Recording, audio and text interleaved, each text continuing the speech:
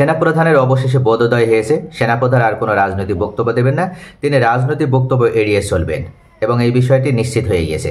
গতকাল সেনাপ্রধান একটি অনুষ্ঠানে অর্থাৎ retired armed forces officers welfare অ্যাসোসিয়েশনের 43তম প্রতিষ্ঠা বার্ষিকীতে অনুষ্ঠানে তিনি সরাসরি রাজনৈতিক বক্তব্য এড়িয়ে যান এবং তিনি উল্লেখ করেন যে তিনার দায়িত্ব এবং কর্তব্য হচ্ছে দেশের শান্তি শৃঙ্খলা রক্ষা করা এবং অন্তর্বর্তীকালীন সরকারকে সহযোগিতা করা। তিনি কোনো রাজনৈতিক দলের মতন, কোনো রাজনৈতিক দলের নেতার মতন আর কোনো বক্তব্য প্রদান করবেন না। অথচ বিগত কয়েকদিন আগেই তিনার একটা বক্তব্যকে কেন্দ্র করেই বর্তমানে দেশে অচল অবস্থা তৈরি হয়েছে। উনি সরাসরি বলেছেন যে ডিসেম্বরের পূর্বেই নির্বাচন, ঠিক যেন বিএনপির পথেই উনি হাঁটছিলেন। বিএনপি যেমন ডিসেম্বরের পূর্বেই নির্বাচন চায়, অনতিবিলম্বে নির্বাচনের রোডম্যাপ চান, তিনাদের মুখে সংস্কারের কোনো কথাই নেই।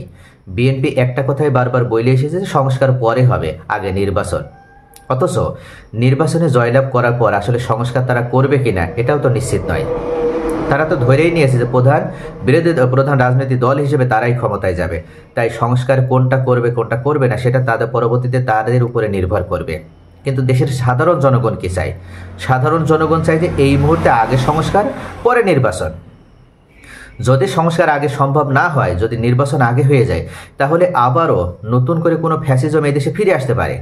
আর এই আতঙ্ক থেকেই, এই জায়গা থেকেই মূলত প্রত্যেক দেশপ্রেমিক রাজনৈতিক দল এবং সাধারণ জনগণ তারা চায় নির্বাচন বিলম্বিত হোক, নির্বাচন পিছিয়ে যাক, প্রয়োজনে সংস্কারটা আগে করতে হবে।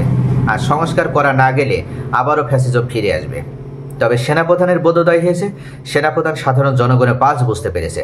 যদি সেনাপ্রধান সাধারণ জনগণের পাঁচ বুঝতে সক্ষম না হয়, তাহলে বিগত আওয়ামী লীগ সরকারকে যেভাবে এই দেশবাসী তারা ছুঁড়ে ফেলে দিয়েছে, এমনকি আওয়ামী লীগ নিষিদ্ধ করেছে, আওয়ামী লীগের ইতিহাস ঐতিহ্য মুছে ফেলেছে, সেখানে কিন্তু এই সামান্য সেনাপ্রধান হিসেবে জেনারেল ওয়াকারুজ্জামান তাকে ছুঁড়ে ফেলতেও এই দেশবাসীর সময় লাগবে না।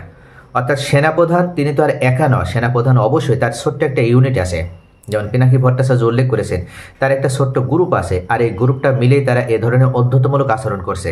কিন্তু তাকেও বুঝতে হবে যে সেনাবাহিনী একটা বৃহৎ একটা অংশ, এই সেনাবাহিনী সবাই কিন্তু সেনাপ্রধানকে সাপোর্ট করে না।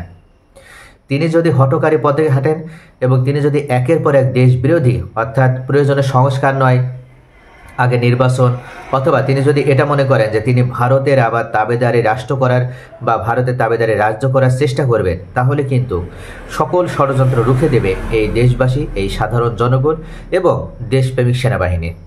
তারা কিন্তু খুব সহজেই বুঝতে পারবে যে এটা জেনারেল ওয়াকারুজ্জামান ভারতের তাবেদার হওয়ার চেষ্টা করছে এবং ভারতের ষড়যন্ত্রে এই কাজ করছে। কিন্তু বাংলাদেশ নতুন করে ভারতের আর তাবেদার রাজ্য হতে চায় না। ভারত নাই, সকল রাষ্ট্রেরই তারা আর কখনো তাবেদারি করতে চায় না। তারা স্বাধীন এবং সার্বভৌম রাষ্ট্র হিসেবে তারা নিজেদের সিদ্ধান্ত নিজেরা নিতে জানে এবং নিজেদের দেশের কল্যাণে যে কোনো সিদ্ধান্ত নিতে কোনো ধরনের কোনো কার্পণ্য বা পিছপাও হবে না। এমত অবস্থায় সমগ্র দেশবাসীকে এক ঐক্যবদ্ধ প্ল্যাটফর্মে নিয়ে আসার মাধ্যমে যে জুলাই বিপ্লব সংঘটিত হয়েছিল, সেই জুলাই বিপ্লবকে ধারণ করে এখন সেনাবাহিনীকে চলতে হবে। অর্থাৎ জেনারেল ওয়াকারুজ্জামান সকল প্রকার রাজনৈতিক বক্তব্য এড়িয়ে চলবেন এবং এই বিষয়টি তিনি নিশ্চিত করলেন।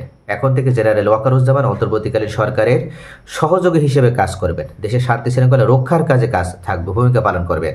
কখনো কোনো রাজনৈতিক বক্তব্য এবং রাজনৈতিক এজেন্ডা বাস্তবায়নের আর কোনো মুখ্য ভূমিকা পালনের ক্ষেত্রে তিনি কোনো ধরনের কোনো কার্যক্রম গ্রহণ করবেন না।